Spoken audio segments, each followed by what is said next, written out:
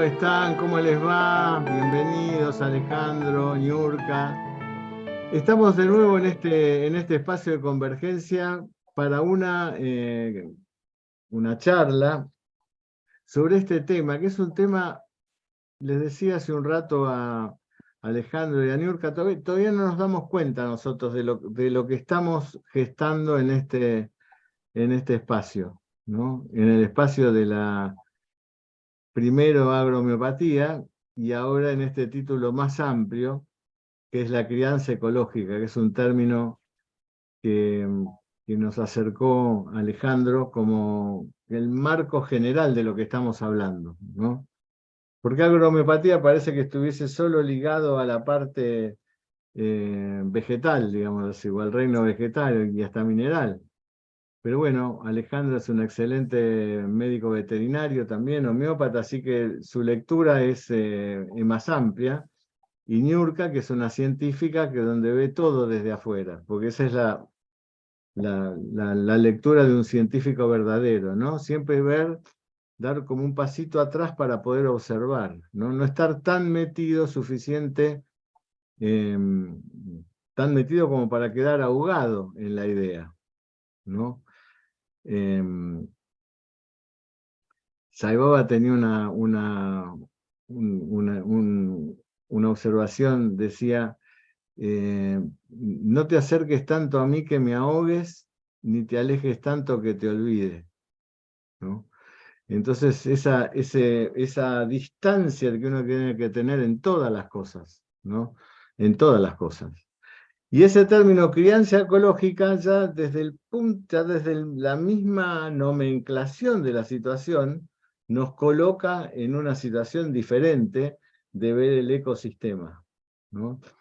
Les decía hace un rato, hola Jorge, hola Julia, les decía hace un rato que Alejandro y Niurka son realmente los primeros, por lo menos de lo que yo conozco, y creo que conozco bastante, que integran al hombre en el ecosistema, ¿no? Es decir, analizar al hombre y sus propias mismidades dentro de ese sistema que se estudia. No como el observador, donde dice, bueno, esto es vegetal, esto es animal, esto es mineral, para esto tal cosa, para esto tal otra, o las subespecialidades. Bueno, yo me ocupo de los animales de este ecosistema y otros sí, no, yo me ocupo del abonado de las tierras, de este otro sistema. Es decir, una lectura parcializada de algo que es un sistema energético, que es individual y es total, como lo es el planeta en sí mismo.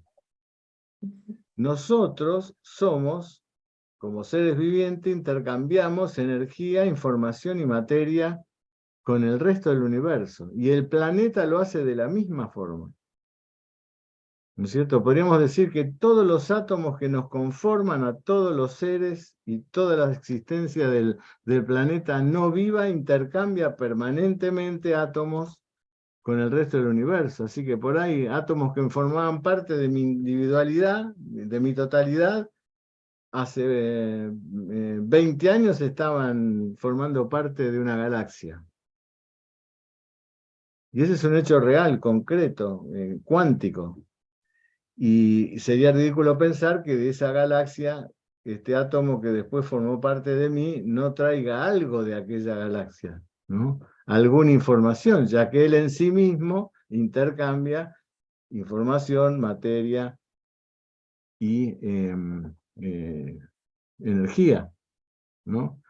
La cesión de ese electrón que hace un átomo, ¿no? Es primero a costa de su... Fíjense, acá hay un hecho filosófico muy importante, ¿no? Que tiene que ver con la relación que existe en la totalidad.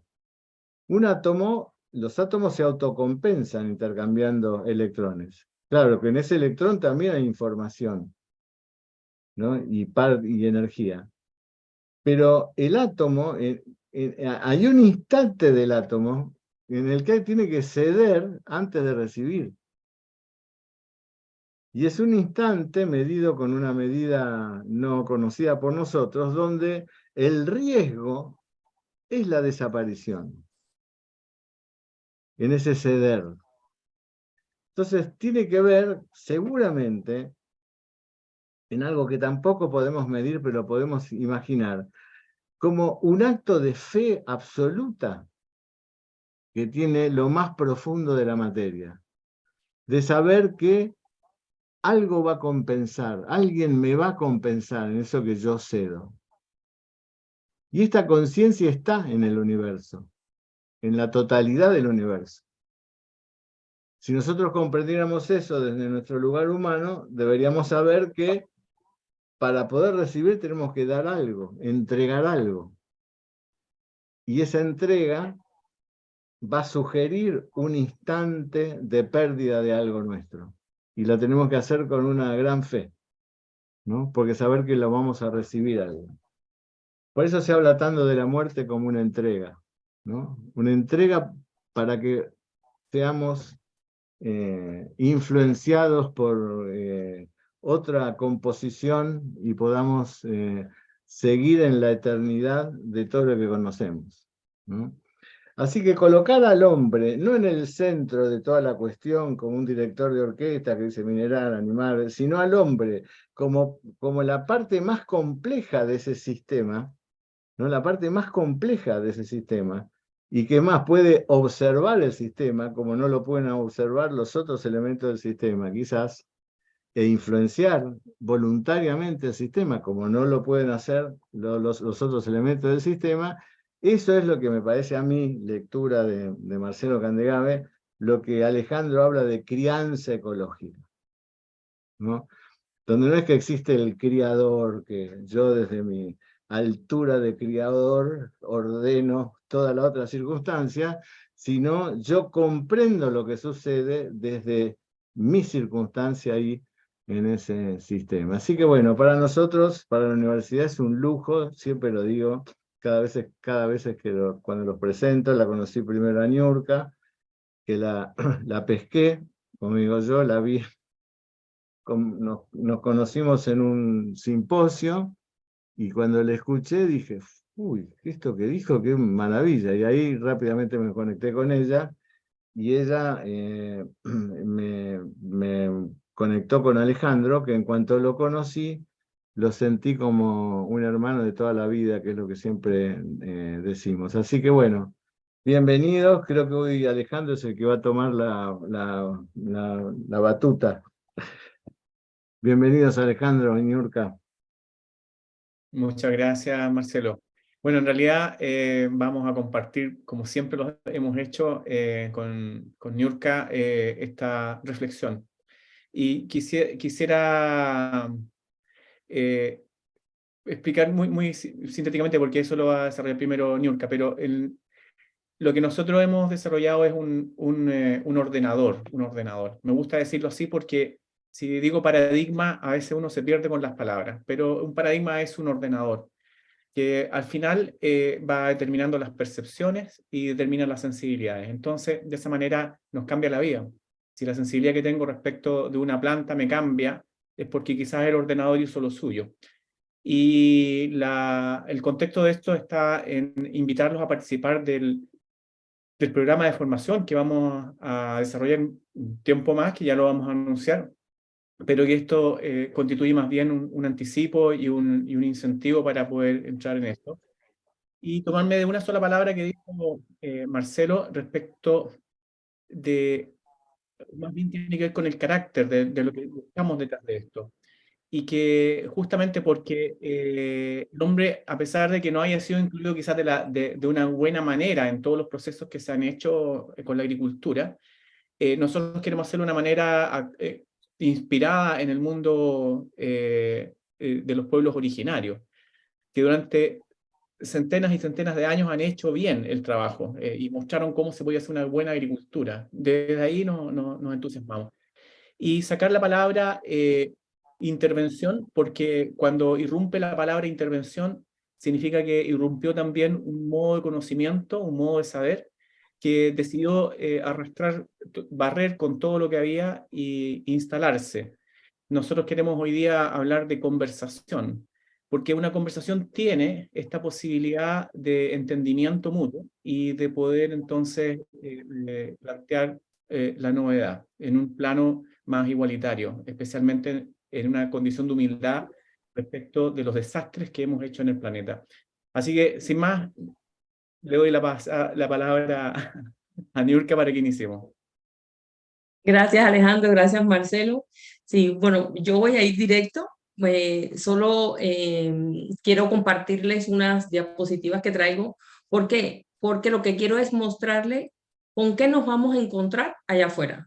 Es decir, está muy bonito todo lo que estamos hablando aquí, pero ¿qué es la realidad? ¿Con qué nos vamos a encontrar? Y a partir de ahí, entonces queremos debatir, a partir de lo que les muestra a continuación. Entonces, aquí, bueno, antes de mostrarle, ya les dejo esas fotos, pero les voy a hablar que esta es un agrónomo que nos pidió pues que los apoyáramos porque tenían su sistema pues una plaga que recién llegó, que no sabe cómo controlarla. El señor es agroecólogo y su predio fue un predio que él empezó a cultivar desde hace 3 años y anteriormente pues usaban químicos en el predio.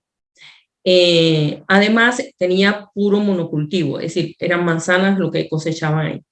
Este predio pues después este señor lo empezó a manejar, quitó el monocultivo e intencionalmente él hizo pues una diversidad y entonces empezó a plantar cosas que él pensó que serían, que estaría bien ponerlas juntas y entonces creó este sistema.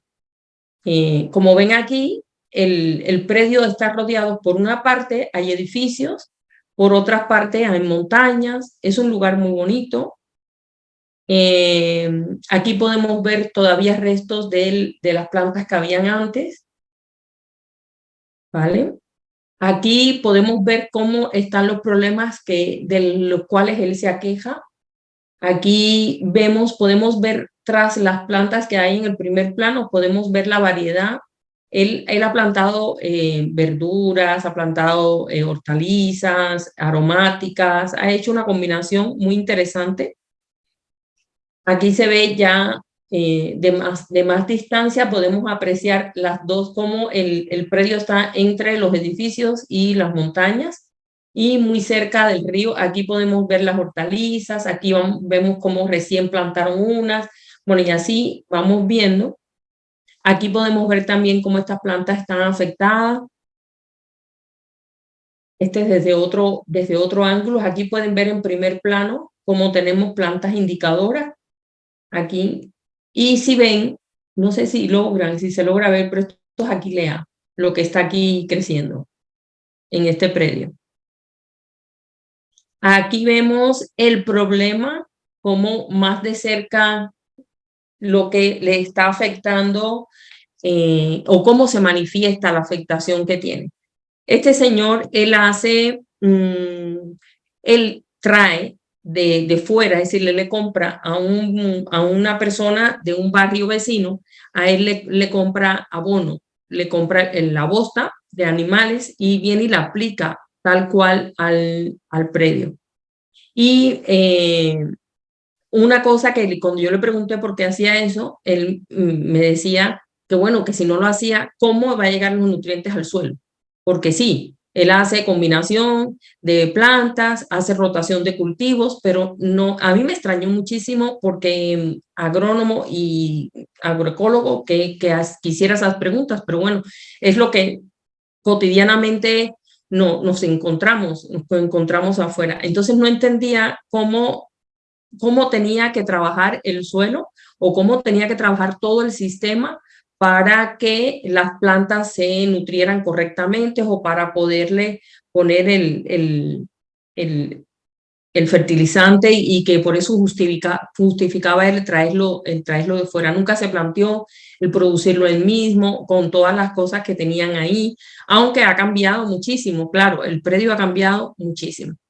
Entonces, bueno, él tiene otra historia, una historia personal, que estaba viviendo en el extranjero, no estaba a gusto allí y estaba allí porque su hijo vivía allí, hasta que su hijo fue mayor de edad, entonces decidió regresar a su lugar de origen y allí se instaló nuevamente.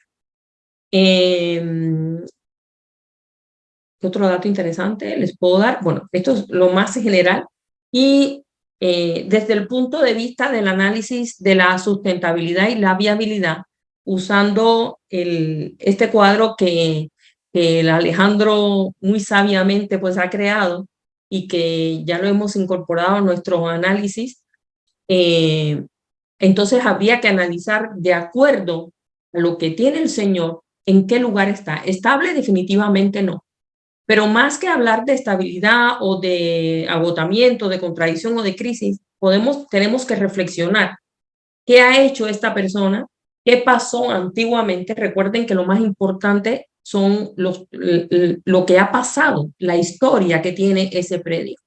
Y entonces, por eso hablamos de los síntomas históricos. Entonces, ¿qué pasó? El químico. No sabemos cómo lo trataban, pero si había monocultivo, había monocultivo. Entonces, definitivamente, había una pobreza tremenda. La aparición de la aquilea que nos va a hablar luego Alejandro, que es el especialista de las plantas indicadoras, más sobre de lo que nos indica la aquilea, nos está hablando también y está siendo partícipe de ese el lenguaje o de ese diálogo entre el campo y el campesino, pero el campesino no lo sabe interpretar. Entonces la idea de nuestra y crear esta nueva forma de enseñar es justamente eso, es restablecer esa comunicación, perdón, y poner en manos de los productores un sistema que sea más sencillo para que ellos puedan decir, ok, mi predio está aquí, aquí, aquí y aquí o aquí. Y a partir de ese momento que ya lo localizan, que tienen localizado de qué tipo de predio estamos hablando, en qué lugar está, cómo, qué tengo, qué estoy haciendo bien, qué estoy haciendo mal, qué tengo que cambiar. A partir de ahí, entonces les ayudamos con una serie de recomendaciones y con algunos tipos de medicamentos homeopáticos. Eso no lo vamos a traer aquí ahora. Perdón. Pero eso es lo que más importante que quiero que se lleven, que queremos que se lleven hoy. No es ahora hablar de si hay que ponerle esto a ese predio, de si no hay que ponerle aquello, porque no es el objetivo. Lo que queremos ver es lo que nos vamos a encontrar y hacerlo reflexionar sobre pues, un conflicto de alguna manera. Y es lo que las personas siempre, cuando nos llaman, quieren que les resolvamos ese conflicto. Pero el conflicto no lo tenemos nosotros, el conflicto está más allá, el conflicto está aquí, para empezar. Y entonces tenemos que empezar cambiando la manera de ver, como decía Marcelo al principio, la manera de mirar. Tenemos que retirarnos, ver qué hicimos, qué se hizo, qué estamos haciendo, qué podemos hacer. Y entonces a partir de ahí podemos crear ese vínculo que se ha perdido. Esto es lo que quería mostrarles rápidamente para poder pues, comenzar a hablar y debatir sobre pues esto.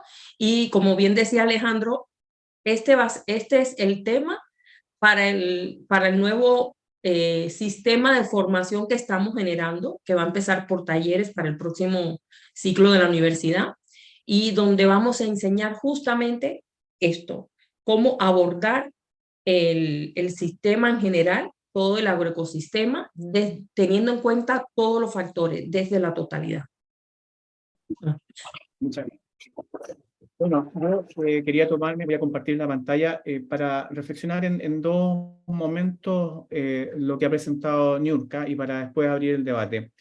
La primera parte, yo quería leerles un documento que fue recopilado en un libro que escribió Mario Mejía, que yo pude conocer en Colombia.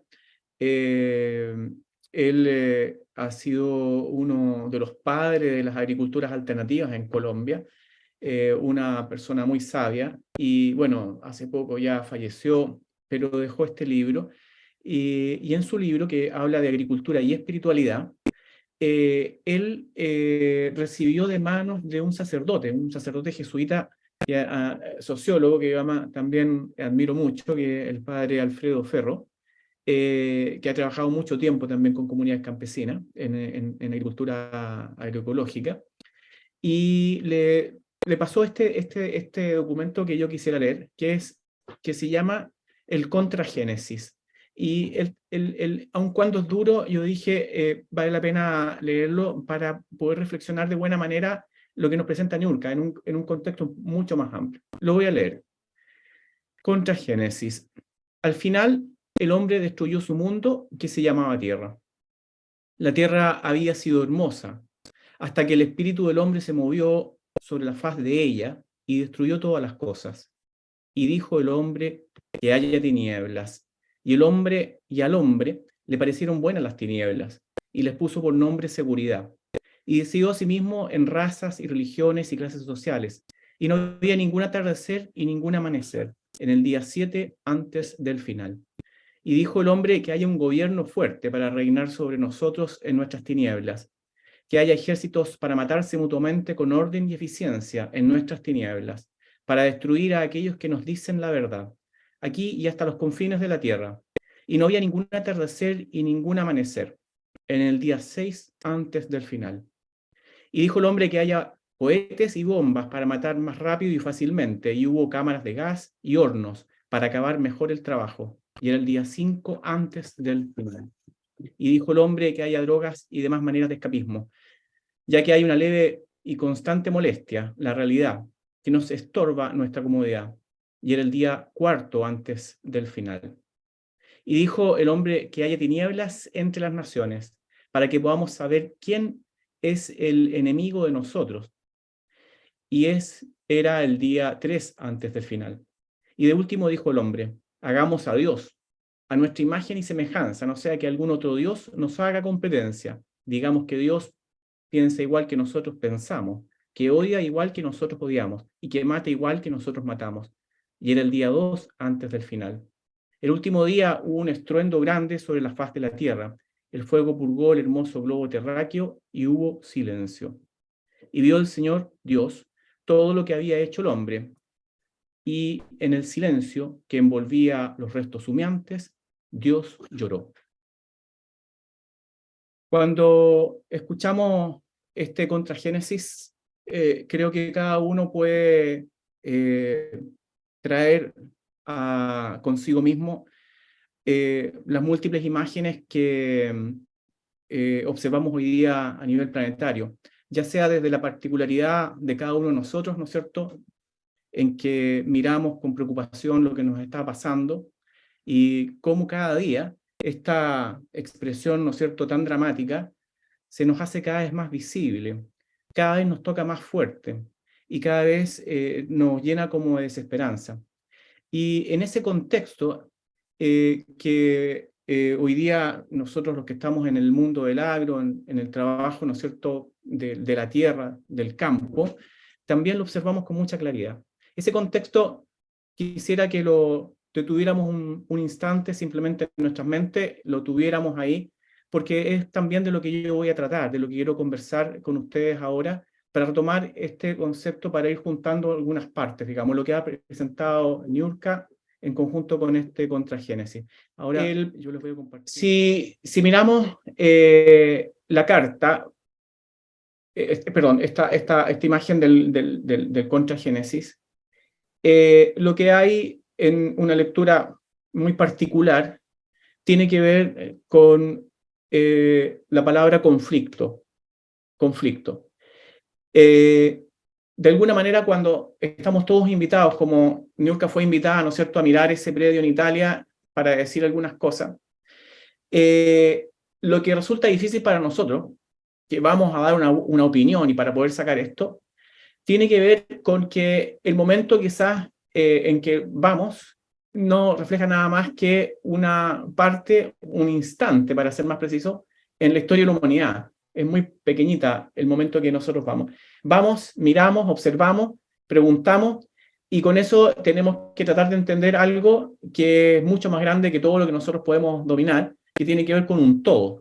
Y eso es lo que se nos hace difícil. Si uno quisiera mirar esto, significa que si uno es capaz de dar con el todo, entender la totalidad, sin duda tendría la mejor explicación y la mejor respuesta para esa situación. Pero si uno no lo hace, entonces va a dar respuesta en la medida de la parcialidad que tomó, no más que eso. Entonces, el punto está en entender de qué es lo que está frente a uno, ¿ya? ¿Qué es lo que está observando frente a uno? Y hemos escogido la palabra conflicto para explicar estos 4 escenarios, porque cuando uno es invitado, lamentablemente es difícil que a uno lo inviten, o sea, bueno, puede ser, eso es verdad también, pero es difícil que lo inviten porque está todo bien. Si está todo bien, a nadie lo van a llamar.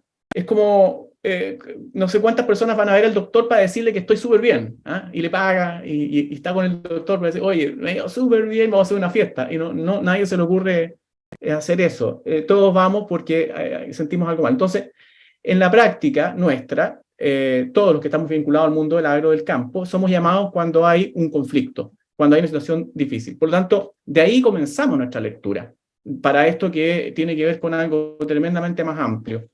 Entonces, habría que entender a qué fuimos invitados. Y por eso, yo soy muy amigo de la teoría general del sistema, he trabajado muchos años en esto, y me gusta porque siempre me ordena.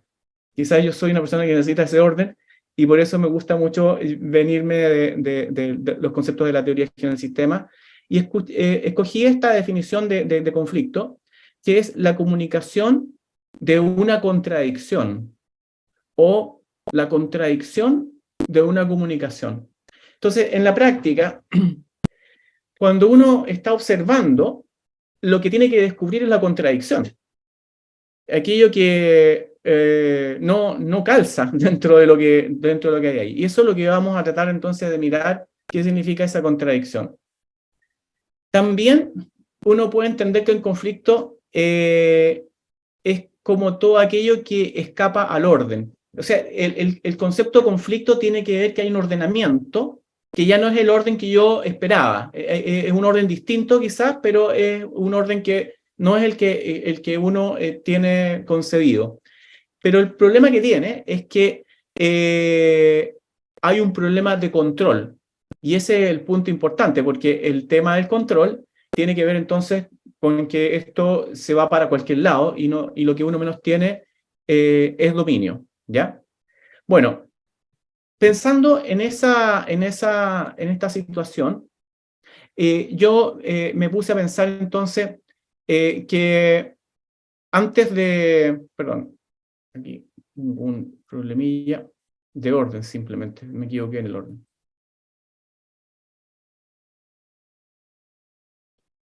Ahora sí.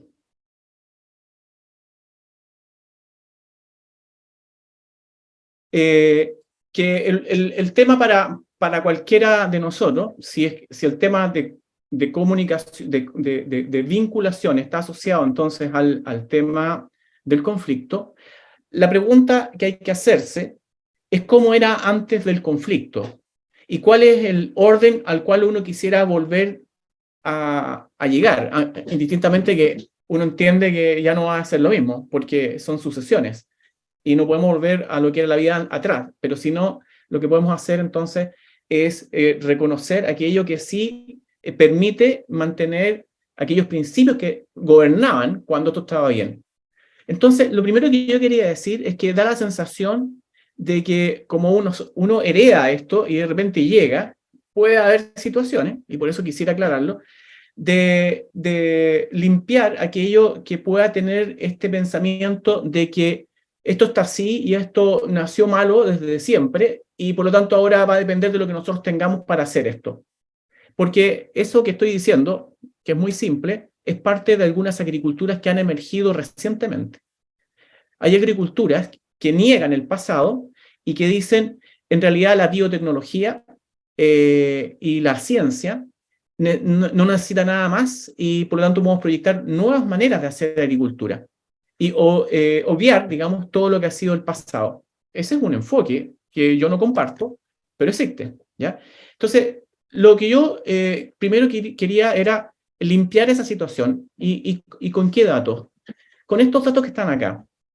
Lo primero es que si uno mira las estimaciones de diversidad no microbiana en la Tierra, no microbiana, son más de 2 millones, entre 2 millones a 50 millones de especies las que existen en el planeta. Las cifras más exactas hablan de 8 y tanto, entre 8 y 9 millones, serían la diversidad de especies, pero se estima que a 50 millones, sin contar toda la diversidad microbiana y la incertidumbre que existen en los insectos, los hongos, los nematodos, ¿ya? Y lo que hay en aguas profundas. O sea, lejos estamos todavía de saber los millones de especies que existen. Dentro de estas especies, se predice que existirían alrededor de casi 300.000 especies de plantas. 300.000 especies de plantas. A mí me impresiona la cifra, 300.000 especies de plantas. Hasta hace 100 años, y esto es un dato importante, muy importante, miles de variedades de maíz, arroz, calabaza, tomate, papas, abundaban en las comunidades campesinas. A lo largo de 12.000 años de agricultura, se manejaron 7.000 especies de plantas y varios miles de animales para la alimentación. Esto es impresionante. O sea, decir que en la historia de 12.000 años tenemos más de 7.000 especies de plantas, llama mucho la atención. ¿Por qué llama mucho la atención? Porque las cifras actuales hablan que el 90% de la producción de alimento de la cual depende el ser humano está basada en 3 especies: trigo, maíz y arroz. 3 de 7.000.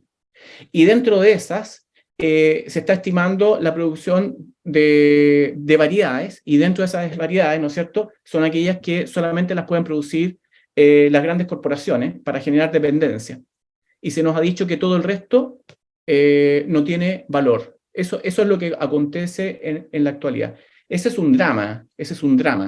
Entonces, por eso quería llamar primero la atención de que no es verdad de que no tengamos nada para atrás que mirar, como tampoco es verdad que la ciencia y las biotecnologías van a generar una respuesta mejor de lo que 12.000 años de agricultura han logrado. Eso es lo primero. Por lo tanto, uno puede decir, el planeta ha vivido la mayor cantidad de su vida en resiliencia, es decir, en equilibrio, ha mantenido buenas relaciones con todos, ¿ya? Y solamente en menos de los últimos 100 años, el ser humano ha generado o ha quebrantado esa relación, ¿ya? Y por lo tanto, si nos vamos a saber cómo, muy simplemente, aquí hice una síntesis de un proceso que tiene más de 50 años. Esto se inicia porque hay una teoría hacia fines de los años del siglo, estamos hablando de 1870 más o menos, la teoría malthusiana, que dice que durante los 1900 no íbamos a tener alimento, y por lo tanto era necesario mejorar la producción de alimentos, y por eso se instalan, empiezan de los años 1930, 40, los procesos de mecanización, y de ahí comienza todo un proceso que termina al campesino llevándolo a grandes endeudamientos, con bajos niveles de productividad. El agricultor general en el mundo sigue un proceso que tiene que ver con la especialización de los cultivos, pero como empieza a aumentar la producción de grano, tienen que hacer maquinarias para poder sembrar, para poder cultivar, etc. Y tienen que homogenizar la maquinaria. Y al homogenizar la maquinaria, homogenizan la semilla. Y por eso se reduce la diversidad. Y al homogenizarse la semilla, genera el concepto de monocultivo, porque son muy pocas las especies que rondan este planeta verde que se ha poblado de monocultivo. Y como la productividad empieza a bajar por razones obvias, porque se quita todo, entonces tienen que aparecer los programas de mejoramiento genético, los programas de fertilización, el uso de pesticidas y una serie de consecuencias nefastas para el planeta que tienen que ver con erosión, contaminación, pérdida de recursos, y todavía datos de la FAO dicen que no superamos el tema de la alimentación. Ese es un corto y triste relato del conflicto. 12.000 años contra unos pocos años donde el ser humano pensó que había hecho una gran solución y ha generado un gran problema. Bueno, entonces vamos a desmenuzar esto porque la idea nuestra es tratar de conectarlos con esta visión tan particular de cómo ver un predio. Entonces, ¿qué significa? ¿Cuál es la lectura del conflicto? ¿Ya? ¿Cómo se puede leer también el conflicto? El conflicto se puede leer porque suceden algunas cosas, que son 6.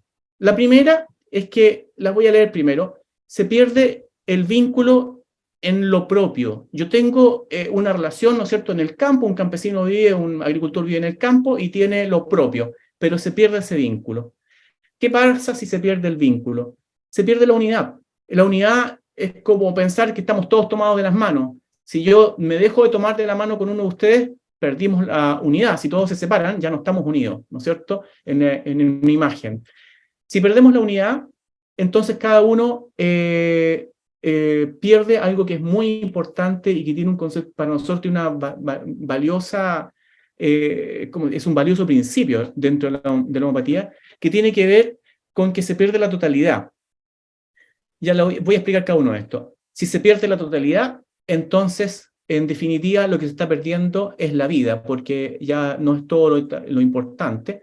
Y si se pierde la vida, hay nuevos conflictos, y si hay nuevos conflictos, comienza el drama, y el drama tiene que ver con buscar soluciones, y comienza con mucha fuerza la especialización. Entonces, vamos de nuevo. Aquí yo me equivoqué, monté mal esto, pero voy a empezar uno por uno para contarles y después entrar en el debate. Nuevamente me voy acá. Ahora sí. Vamos con la pérdida del vínculo. La pérdida del vínculo tiene que ver con una vulnerabilidad en la capacidad. Porque si ustedes piensan en el campo, cuando yo les conté esto que empezó la mecanización, ¿no es cierto?, el monocultivo, comienza toda una estrategia que se llamó Revolución Verde, se llama Revolución Verde. Lo que pierde el mundo campesino es lo que tenía, la capacidad propia, la autonomía, los insumos propios, los recursos propios. Entonces, por ejemplo, como se mecaniza el campo, uno piensa, bueno, ¿qué significa la mecanización? Significa que fue reemplazado el buey por un tractor. Pero se pierde el buey, ahí está el primer vínculo perdido, se pierde el buey. Entonces en el campo ya no tiene buey.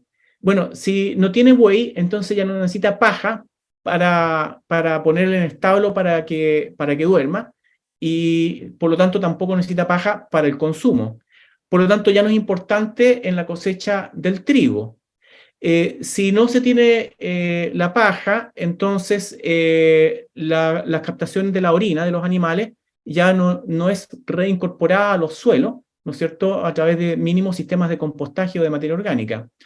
Y empieza una secuencia que tiene que ver con la pérdida de un sinnúmero de otras, ¿no es cierto?, recursos que son propias del campo y que permiten la vida en autonomía. Por lo tanto, lo primero que se rompe cuando se rompe el vínculo es que se rompe el concepto de autonomía. El vínculo con lo no propio, entonces empieza a aumentar. Disminuye lo propio, aumenta lo no propio. ¿Qué es lo no propio?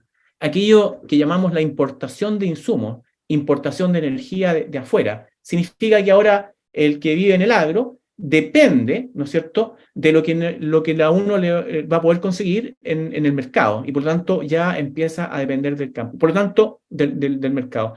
Por lo tanto, lo local y la decisión propia son parte de esta pérdida de autonomía. Bueno, si uno pierde, decía, el vínculo como primera parte, lo segundo que pierde es la unidad. ¿Qué significa la pérdida de la unidad?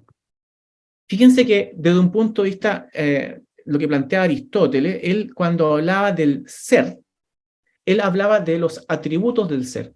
Y cuando habla de los atributos del ser, el primer atributo de ser tiene que ver con la unidad.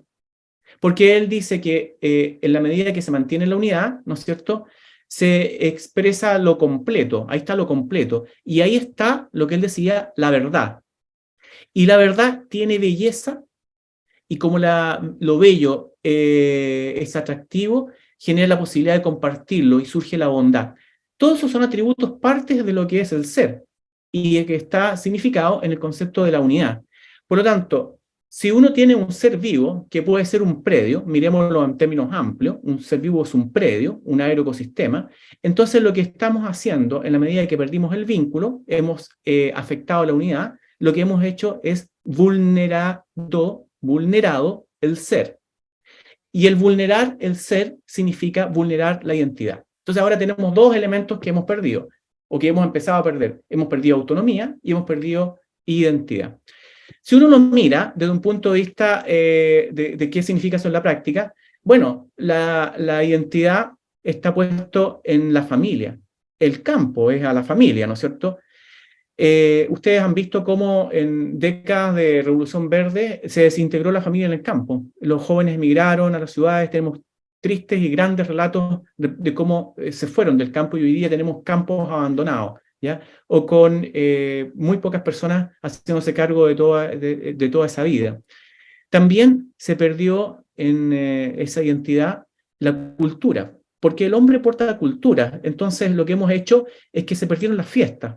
Y uno lo piensa de la siguiente manera, un caso acá en mi país, el que exista trigo implicaba que tenía que haber caballos, pero resulta que llegó la mecanización y llegaron las trilladoras, y por lo tanto ya no fue necesario los caballos, pero porque había caballos, había fiestas que se llamaban las trillas. Y una gran fiesta, todos los años venían de todas partes a celebrar eso. Por lo tanto, se perdieron las fiestas. Por lo tanto, no es un tema simplemente técnico o de pérdida de recursos, se perdió cultura. Y por lo tanto, la identidad del campesino, la identidad del campo, se pierden las prácticas. ¿Cuál es la contradicción? Siguiendo la definición del conflicto, la contradicción, la comunicación la comunicación de la contradicción, o la contradicción que se comunica. La contradicción es que ya no existen o empiezan a perderse los mecanismos propios de autorregulación. Si en el primer nivel lo que perdíamos, ¿no es cierto?, es la autonomía y los recursos, en el segundo perdemos la identidad y perdemos la regulación. Entonces, claramente, ya las medicinas ancestrales ya no tienen mucho valor. Se empiezan a reemplazar nuevamente por medidas que vienen de afuera. Las prácticas ancestrales ya no se reconocen. También son pérdidas esta parte de la identidad. Vamos entonces a la tercera. Se pierde la totalidad. Fíjense que en el momento en que uno toma la decisión de que hay algo que por pérdida de la unidad, ¿no es cierto?, ya todo se empieza a desvincular, empiezan a aparecer partes que ya no hacen parte del juego completo, es como una pieza perdida, ¿no es cierto? Significa que ya no lo estoy viendo en el todo. ¿Qué pasa cuando aparecen piezas que ya no tienen sentido para uno? Significa que junto con haber perdido la unidad, uno abre la posibilidad del concepto desecho y del concepto sacrificio. Claro, porque ya no las entiende, ya no las aprecia, ya no tienen valor, y por lo tanto son sacrificables y son desechables. Y por eso es posible, dentro de la nueva agricultura, concebir el desecho y el sacrificio. Entonces uno dice, bueno, ¿por qué sabiendo que los pesticidas generan gran daño, ¿no es cierto? Gran daño. O sea, no solamente matan la plaga, matan todo, ¿ya? Hasta las personas que se comen esas carnes o las verduras que vienen con pesticidas. ¿Por qué ya no nos hace daño pensar eso? Porque perdimos el concepto de totalidad, porque le dimos la posibilidad, le abrimos la posibilidad a la palabra sacrificio y la palabra desecho. En Chile, en la actualidad, y en muchos países, se habla de zonas de sacrificio. O sea, una comuna, una ciudad que vive con una empresa contaminante, es preferible mantener la empresa y decir mejor tenemos una comuna de sacrificio. Es horrible lo que está sucediendo. Entonces uno se pregunta, ¿por qué sucede eso? Porque le abrimos la posibilidad, abrimos nuestra puerta para que todo eso sea posible. Pero junto con perder la totalidad, entonces empezar a trabajar más la parte, significa que perdemos también el valor de lo histórico, porque la historia es parte del total. La historia es parte del total. Entonces, la temporalidad ya no tiene juicio en nuestras formas de pensar y el espacio no tiene mucho valor porque ya no lo entendemos todo. Como no lo entendemos todo y como hay zonas de desecho y sacrificio, entonces no me voy a lo que entiendo. Y por eso, y aquí llego nuevamente a la imagen que nos presentaba Niurka, esa vinculación que hacemos con ese predio, en la medida de que no lo entendemos bien, podemos tomar el riesgo de decir que hay zonas que todavía siguen siendo de sacrificio, de desecho, y que a mí no me van a llamar la atención, y lo peor que puede suceder es que no entienda la totalidad histórica, y que no me vaya a mirar qué es lo que pasaba antes. Entonces, de esa manera, lo que está como parte del elemento vital respecto al entendimiento, respecto de la contradicción, del conflicto, es que el entendimiento es el que está, en este caso, en tela de juicio, el entendimiento. Por lo tanto, simplemente ahí hay un elemento que es muy vital, porque si no lo entendemos bien, no vamos a poder llegar bien tampoco a las indicaciones. Si entonces terminamos con el tema de la totalidad, significa que esto, si se pierde totalidad, entonces también se pierde vida. Y eso es lo que no entendemos, porque a veces podemos decir, bueno, quizás no entendemos todo. Sí, el problema es que estamos perdiendo vida. Ese es el drama de la pérdida de la totalidad en las miradas. ¿Qué ha sucedido en este caso? Es que se ha vulnerado la biodiversidad, claro, porque ya hay zonas de sacrificio, de desecho, y de mecanismos alternativos. A eso se llama redundancia. Entonces aparece un concepto que aparece todos los días al lado nuestro y como ya convivimos con su mal olor, ya no nos importa. A eso se llama insustentabilidad, insustentabilidad. Y vienen un montón de otras palabras que el ser humano va agregando para poder calificarla, como por ejemplo la huella ecológica.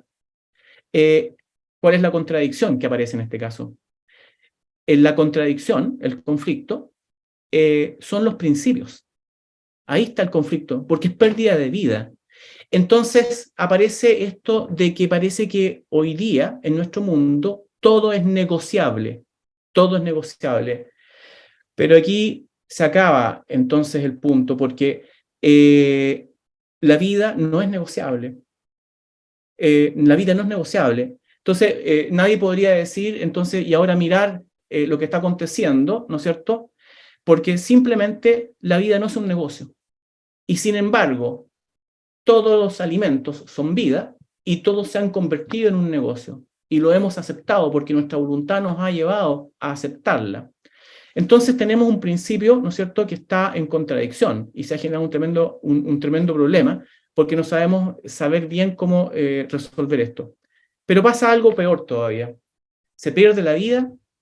Y no solamente se pierde la vida, sino que nos abre de nuevo en un circuito vicioso de aumento de los conflictos. Entonces tenemos nuevos conflictos. Entonces, como un conflicto llama a otro conflicto.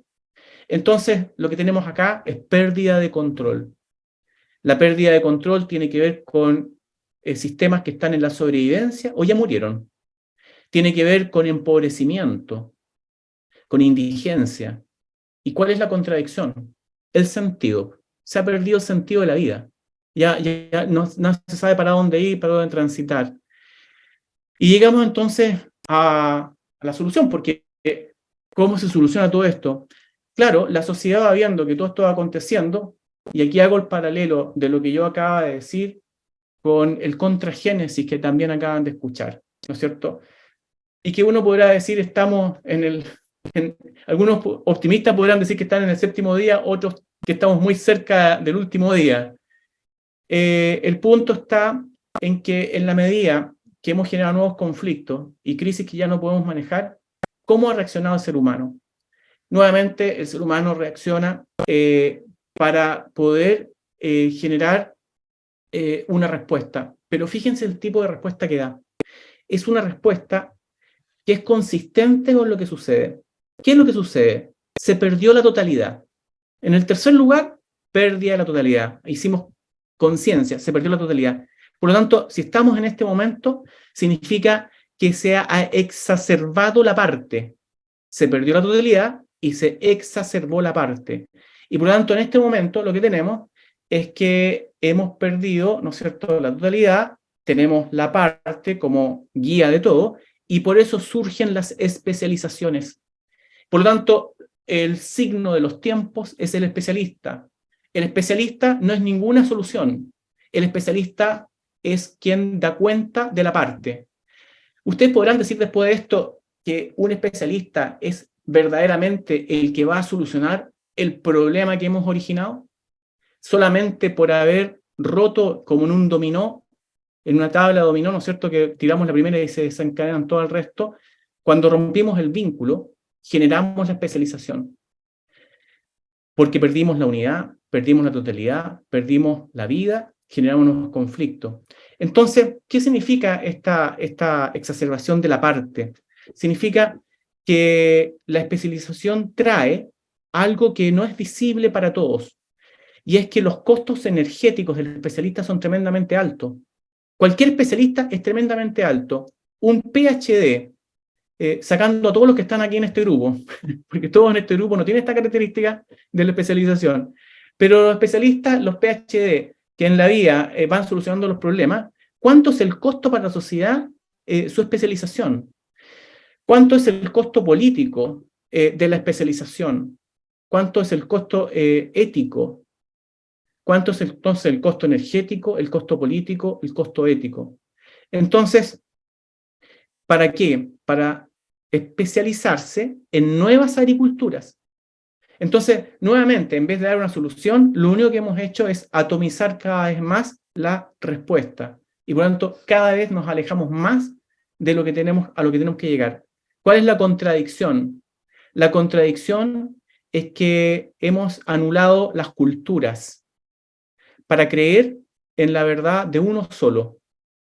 Y ya no importa la comunidad de aprendizaje, que es una contradicción propia de la ciencia, y hemos desechado entonces las culturas. Hemos perdido entonces aquello que nos permite esta relación con este planeta. Bueno, esto es para simplemente enmarcar la dificultad que hay para poder tener una buena vinculación en la respuesta, ¿no es cierto?, a la cual se nos está pidiendo llegar. Cuando uno está en el campo de la homeopatía, lo que uno necesita es tratar de entender la totalidad. La totalidad. Esa es la palabra clave. Si se quiere, y hacemos el camino inverso, ¿cuál sería el camino inverso? Bueno, primero partir del último. Estos son como las leyes de Hering, ¿eh? Así como cómo se cura uno. Para los que no sean homeópatas, les recomiendo, ahí hay una forma de curarse en homeopatía, que yo diría es la misma que tiene esta lógica del conflicto. Partir por la última, la especialización. Nosotros no podemos formar especialistas en agrohomeopatía. No podemos generar especialistas en crianza ecológica. Estaríamos cometiendo un error gravísimo. Estaríamos haciéndonos parte del mismo modelo que nos ha arrastrado a puros problemas. Tenemos que ser parte, ¿no es cierto?, de una compleja trama, ¿no es cierto?, que significa la totalidad, desde la perspectiva de la formación en este caso, para poder integradamente generar respuesta, reconocer que muchas veces no somos capaces, y por lo tanto que hay otros colegas míos, personas, los mismos campesinos, los agricultores, que también tienen las respuestas, y por eso nosotros hablamos del intercambio de saberes. Por eso ahora la palabra intercambio de saberes no es menor, porque resuelve el conflicto, producto de la pérdida del vínculo, ¿ya? Bueno, si hacemos al revés, entonces vamos a tener que, de esa manera, los conflictos se van a empezar a reducir. ¿Por qué se tienen que empezar a reducir? Porque justamente comenzamos una lógica que tiene que ver con el control, con lo que uno tiene, y por lo tanto una administración, si se quiere decir, que apunta a que se reducen. Como van al revés, ¿no es cierto?, van a mejorar las condiciones, se van a reducir las vulnerabilidades de la vida. Por lo tanto, uno va a aumentar la capacidad de diversidad y de redundancia. Y si se produce eso, ya mentalmente no vamos a estar pensando en que hay posibilidad ni de sacrificio ni de desecho. Se nos va a olvidar la palabra maleza y se nos va a olvidar la palabra basura. Esas van a ser palabras de escándalo al que se le ocurra, no como hoy día, que es parte de nuestra cotidianidad. Y cuando hayamos hecho eso, entonces vamos a reconocernos en nuestras distintas identidades y ya el ser no va a ser tan vulnerado. Y por lo tanto, se va a lograr nuevamente la autonomía porque vamos a haber nuevamente revinculado la vida, que es el ejercicio al cual nosotros los queremos llevar en este programa de formación. Y ahí cierro porque ya me extendí demasiado. Alejandro, yo solamente quiero agregar algo, y es que justamente con el contragénesis podemos decir que las tinieblas equivale, y los demás los dejamos a las conclusiones de los demás, a la pérdida o a la eliminación de los saberes. Cuando se empezó a decir que los saberes antiguos no eran válidos porque no eran científicos, porque no tenían validación por XX, ahí comenzaron las tinieblas, justamente ahí. Y lo demás, pues ustedes saquen las propias conclusiones. Sí. Eso, ahora buen debate, muy bien. Bueno, esta es como han dado como una charla inaugural de lo que van a hacer, ¿no? ¿Qué podría decir de todos de lo que han dicho, esta conferencia maravillosa que nos dio Alejandro? Te voy a decir una cosa, Alejandro. Nosotros hemos ventilado al mundo que parece que nos conociéramos hace tantos años y nos conocimos no hace mucho. Yo tengo 73 y más o menos cuando tenía 30 años por ahí, me crucé con la teoría de los sistemas de Ludwig Bertrand Lanfy y me enamoré. Esos 4 parámetros, yo decía, estos 4 conceptos, ¿no?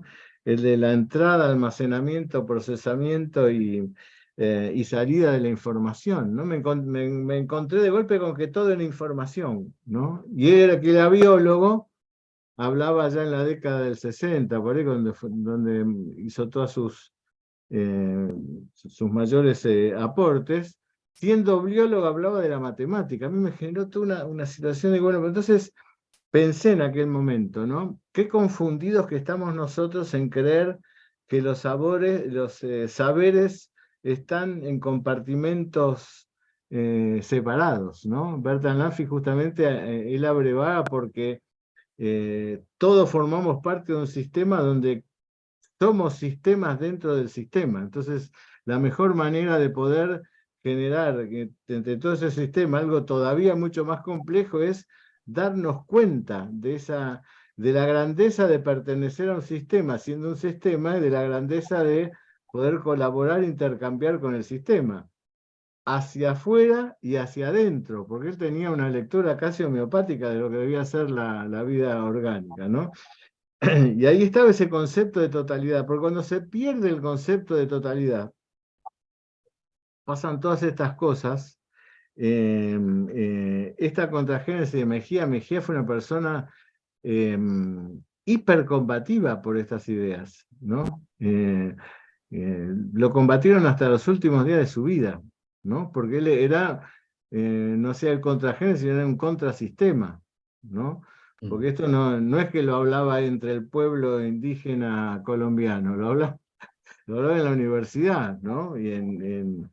Y bueno, fue un generador de toda una corriente, ¿no? Porque hay un mal concepto respecto a los pueblos originarios. Los pueblos originarios son esos pobres tipos que estaban ahí, que herederos de las culturas originarias y que tenían toda una serie de saberes y aplicaban ciertas cosas, algunas maravillosas. Qué bueno lo que decían, qué bueno, como si fueran inocentes, ¿no? Como si fueran culturas inocentes, culturas que en realidad nos transmitían solo saberes, a ver si encuentro la palabra justa, saberes influidos por su propia cultura y nada más. A mí me decía un chamán ecuatoriano, que una vez tuve la posibilidad de ver ahí cerca de uno de los volcanes de Ecuador, me decía, mire, lo peor que nos ha pasado, no sé, era un indio otavalo. Los otavalos son unos indios especiales que están en Ecuador porque tienen su lugar, su ciudad, son la mayoría universitarios, son esos indios que ustedes los deben haber visto en las películas vestidos con un chaleco negro vestidos de blanco y con un sombrero y una trenza atrás, ¿no? Y que van como una, digamos así, llevan como una altitud, ¿no es cierto? Cuando uno pasa y los mira, nos miran. ¿no? No van con la actitud quizás que tiene otras culturas indígenas que están como pidiendo permiso, ¿no? El indio Otavalo se presenta como es. Las indias Otavalas tienen entonces esas collares de cuencas grandes. Bueno, y él me decía una cosa, él me dice, lo peor, ¿no? Que nos han quedado las formas y hemos perdido los contenidos, ¿no? Nos han quedado las formas, nos han doblegado tanto que a la mayor parte de los pueblos indígenas les quedan las formas y pocos recuerdan los contenidos. Entonces ellos abrogaban, porque ellos decían que eran los descendientes de los Aymara, tenían, llevaban adelante los contenidos, ¿no? Pero bueno, ¿a qué me refiero? Que cuando se pierde la totalidad y se empieza en esa situación de conflicto, aparece una circunstancia que es quizás peor que el conflicto. Les diría, casi peor de que perder la totalidad, que es la confusión. Porque si se perdiera la totalidad y uno tuviera lejos la totalidad como un puerto ahí perdido al que se debería llegar, y bueno, ¿y qué tan lejos estoy? Todavía tendríamos un faro a donde ver cuál es nuestro destino. Pero no, perder la totalidad es entrar en el universo de la confusión. La confusión que es un desorden donde no me permite saber ni encontrar ese faro en la totalidad. Y entonces necesariamente tiendo a hacer de la totalidad una parte. Mi propia confusión y mi anhelo de totalidad me lleva a buscar la totalidad en una parte. ¿No es cierto? Como hace un cáncer que crece desmedidamente sin, digamos así, sin pensar, porque ha perdido ese foco de pertenecer a la totalidad. Por eso, uno tiende siempre a leer a tener como la lectura del malo y el bueno en todo esto, ¿no? Es lo primero que surge. Y en realidad, a mí me parece que nos humaniza más pensar en la confusión de todo lo que existe, ¿no? La confusión el creer que haciendo bien una parte y apuntalando esta parte voy a ayudar al todo, cosa que es una irrealidad, ¿no? Una irrealidad. Yo creo en el género humano porque, fíjense, ¿no? Los estigmas de la totalidad, para ver qué es lo importante. Cuando nosotros decimos, siempre hablamos del uno. ¿Por qué el uno? Es el primero, es el mejor. ¿Por qué el uno? Porque hay una tendencia a ver en el uno lo mejor. Porque el uno representa esa totalidad. El uno parece ser como el comienzo de todo, ¿no? El alfa, ¿no? Entonces, aunque estemos perdidos y desordenados, digamos así, en este mundo de la confusión, siempre nos ata algo que, aunque sea el uno, ¿no? El ganador, ¿no? Aunque eso nos lleve a, digamos así, a matar por ganar. Pero lo que está en el sustrato es la totalidad. Por eso que la totalidad no es la unidad, no es un pensamiento filosófico, es la verdadera realidad. Nosotros, alejados de la unidad, buscamos la unidad confusamente, a través de muchos errores, ¿no? De muchos errores, pero buscamos la unidad. No nos damos cuenta. Y creemos que la unidad es esta parte, y a eso vamos, la cuidamos, la protegemos, y a esta parte. Entonces, de todo esto que dice Alejandro, hay conceptos filosóficos muy profundos. Los que nos escuchan sabrán que el curso, entre comillas, ¿no? Curso que van a dar Alejandro y Niurka, están basados en una doctrina. O sea, están sustentados por una doctrina. Y que lo que la gente comienza a hacer ese curso y esa preparación, va a tener que inmiscuirse esa doctrina que va a propiciar cambios en sí mismo para otras cosas. como le pasa a la persona que estudia homeopatía seriamente y empieza a modificar muchas de otras cosas de su vida porque empieza a tener una comprensión también desde la totalidad. Bueno, creo que son las mejores cosas que nos pudo haber pasado, ¿no? Estamos en el universo, fíjense, ¿no? Qué interesante es esto. El universo tiene una característica que es la entropía. La entropía es, digamos así, el camino hacia la pérdida o a la pérdida de energía, etc. Se habla, ¿no?, del universo frío, el universo que se expande y después, digamos así, se vuelve a convertir de nuevo en un punto como fue el Big Bang. ¿Que cuándo pasará? Ahí dentro de miles de años. Yo me quedo tranquilo, pero el que hace tranquilo es muy mediocre, ¿no?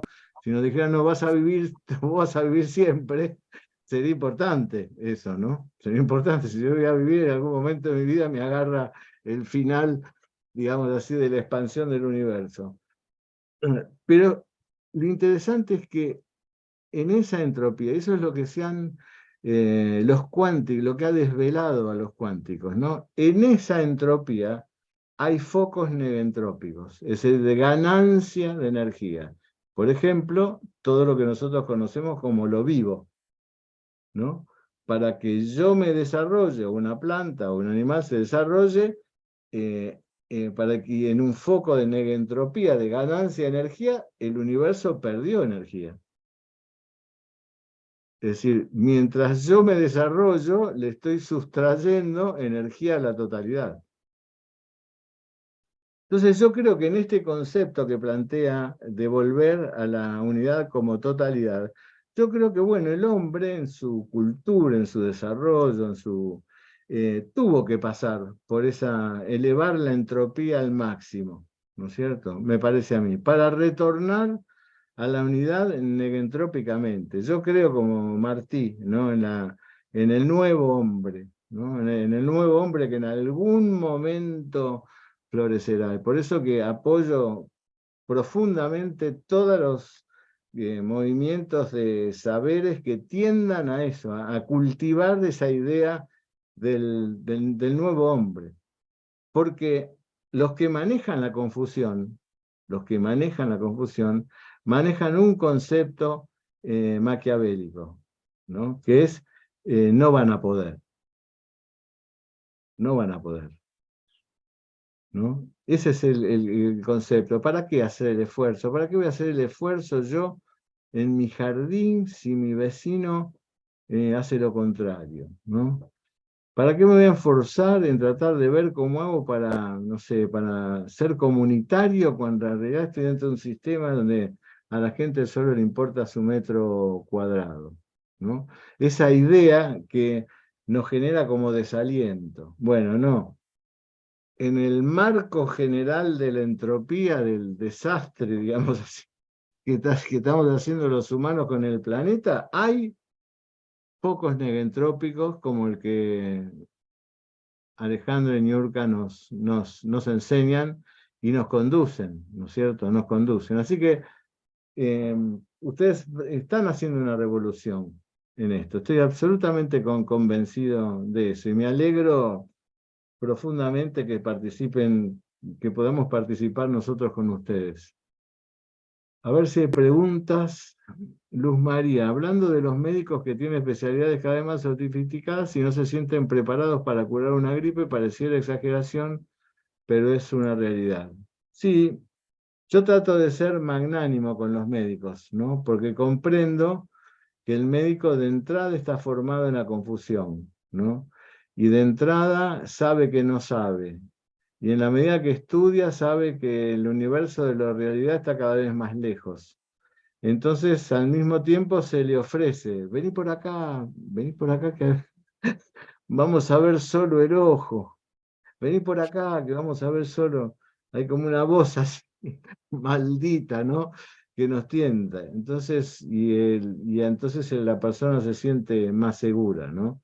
Pero bueno, entre esos saberes también está el saber del especialista, ¿no? El especialista tiene que modificar su especialidad.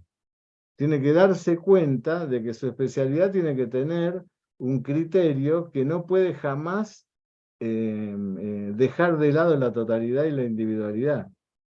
Y entonces sería un mejor especialista. Había primero fue un alumno, después se fue y después volvió a la Escuela de Homeopatía de Pasquero, un colega muy querido mío, que cuando se fue se dio cuenta de que él en realidad estaba siendo mejor alópata de lo que era antes de haber hecho el curso de homeopatía, ¿no? Por las cosas que hacía, por las cosas. Y entonces un día dijo, bueno, pero entonces yo tengo que volver a la homeopatía, porque estoy haciendo alopatía con criterio homeopático. De la misma manera están los homeópatas que hacen homeopatía con criterio alopático, ¿no? El médico homeópata que va y dice, bueno, yo le doy un remedio para el estómago, está en esa quinta posición del especialista de Alejandro, aunque le dé un remedio homeopático, ¿no? Por eso es tan importante este pensamiento fundante, ¿no? Que están tratando de llevar adelante Niurka y Alejandro. Y es el propósito de la Universidad y de CIMASUR, que es la organización que tiene Alejandro en Chile. Bueno, no hay preguntas. Cuando no hay preguntas, hay dos motivos. La reunión fue aburrida, pero para eso se hubiera ido la gente, ¿no es cierto? Acá es muy fácil irse del Zoom, ¿no? No nos tenemos que levantar, ni que nos miran, ni nada. Apagamos las camaritas y nos fuimos. Así que ese no es el motivo. Así que cuando no hay preguntas, la otra respuesta es que hay asombro, ¿no? Que hay asombro. No pregunto porque me quedo asombrado y bueno, ojalá, como digo siempre yo, los que pertenecen a la universidad de alguna u otra manera son los voceros de la universidad, ¿no? Como dije la otra vez, la universidad no hace, pero no gastamos plata en propaganda, porque gastamos plata en propaganda es como ir a gastar plata en alguna especialidad para que me cure los hongos de esta planta. Preferimos el voz a voz, pero en el voz a voz están ustedes, que son los que tienen que convocar a este grupo de convergencia, donde como ustedes ven hay tantas variables de ver lo mismo, ¿no? Claro. Y yo solamente quería, antes bueno, de continuar, era volviendo al caso al principio, para no dejarlo tan así, que evidentemente se perdieron dos vínculos. Es decir, ese es el mayor problema ahí, que se han perdido todos los vínculos. Entonces lo que hay que empezar a restablecer. Claro, no se puede restablecer de golpe.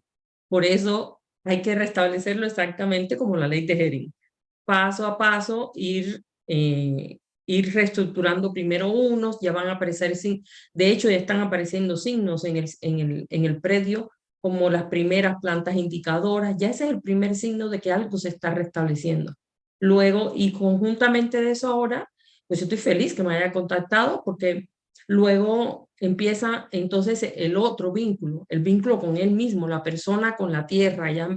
Entonces ahora la tarea es más complicada, poder tratar de que él rompa esos paradigmas, esa forma de pensar que tenía, para que cambie esa forma y lo vea de forma distinta. Entonces, es todo un reto lo que tenemos por delante, pero estamos felices de asumir este reto, porque estamos seguros. De hecho, eso surgió, como bien dijiste, Marcelo, a medida que uno va avanzando y aprendiendo, se va a dar cuenta de los errores. Entonces nos dimos cuenta que no, lo que estamos enseñando no puede ser así, tiene que ser de otra manera, porque es lo que íbamos a llegar en los especialistas en lo mismo, entonces no tenía caso. Entonces íbamos a formar, pues, agromiópatas con visión química, de alguna manera, ¿no? Entonces tampoco ese era el caso, no íbamos a resolver ningún problema, sino íbamos a crear más conflictos. Y por eso es que decidimos, pues, hacer este cambio con Alejandro, y que además, falta un concepto, Alejandro, y es la palabra crianza. ¿Por qué crianza? Sí. Claro. Bueno, con eso sí, es parte de lo que nos ha costado llegar a definir, porque justamente la identidad nuestra también ha sido parte de una construcción. La Habitualmente cuando uno se relaciona con el campo, las relaciones son de dos tipos. O intento someter y dominar, o intento conversar, hablar, interpretar. Para nosotros hoy día eso tiene la imagen de las plantas indicadoras. Las plantas indicadoras están diciendo, el caso que mostraba Niurka, apareció Aquilea. La Aquilea, en su materia médica, habla de las hemorragias, la pérdida. Se drena, se pierde mucho, y no hay nada con qué estancar eso. Si uno quisiera interpretar ese predio a través de esa planta, nos está diciendo que hay una erosión tremenda. Una erosión que no solamente fue física, sino también fue una erosión cultural. Entonces aparece la planta, fíjense cómo nos van hablando. Entonces, esa conversación que se va produciendo con el entorno es lo que uno quisiera que se produjera en uno. Si uno interpreta bien, entonces la misma naturaleza le va diciendo lo que tiene que decir. Y eso es lo que no es dominar.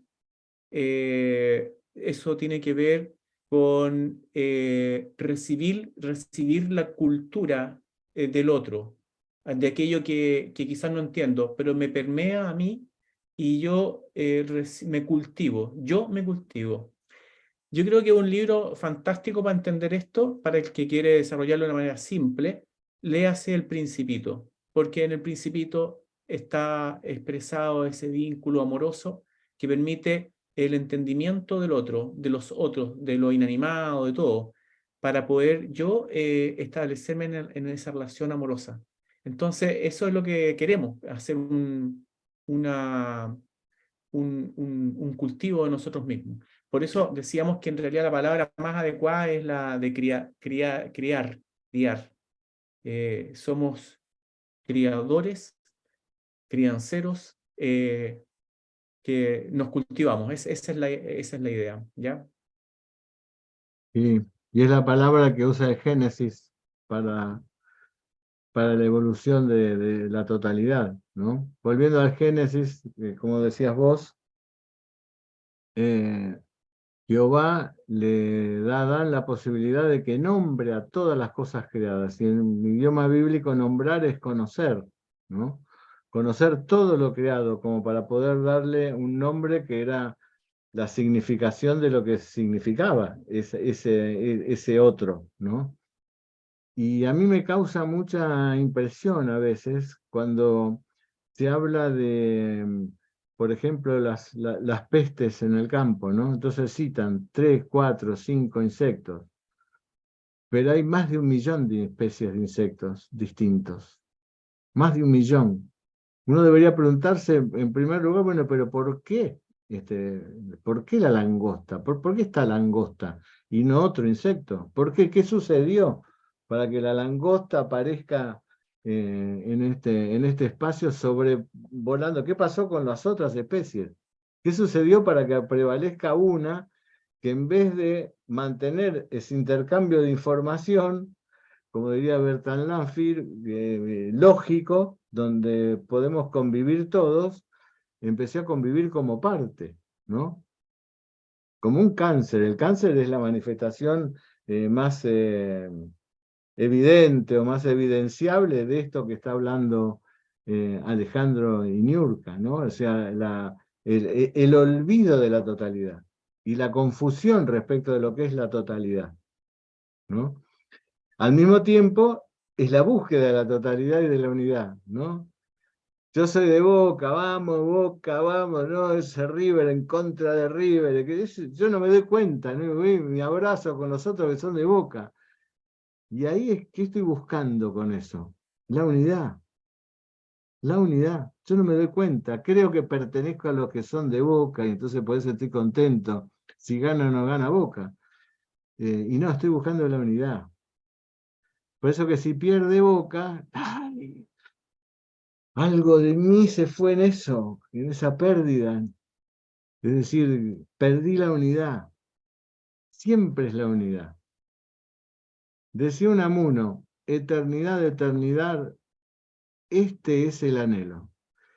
Y el que ama a otro, es que quiere eternizarse a través de él. Esta sed de eternidad es lo que es en el hombre, ese deseo de unidad, que está en todos y que debe estar en la ciencia. Por eso que esta relación de saberes que propende Alejandro y Niurka desde Cimasur, desde la universidad, propende a eso, a que no sea una suma algebraica, sino, y tampoco una complementariedad, sino el enriquecimiento de la relación con el otro. Cuando yo comprendo que el otro compensa mi vacío, como ese átomo que cede el electrón esperando que le llegue a él el electrón que lo vuelva a poner en un estado de estabilidad y así vivir eternamente, como manifestación primaria de lo que consideramos totalidad, ¿no? Así que muy bien, muy feliz, como siempre, Alejandro y Niurka, queridos. Es un lujo para nosotros que estén acá, perteneciendo y acompañando, ilustrándonos. Bueno, les mando un gran abrazo.